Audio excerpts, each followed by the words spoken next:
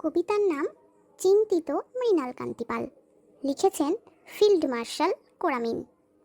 চিন্তিত মৃণালকান্তি পাল, বিছানায় এটি কার বাল? এটা কি হাসিনার বাল? না না, তার তো সাদা বাল, এখন তার বৃদ্ধকাল। তাহলে এটি কার বাল?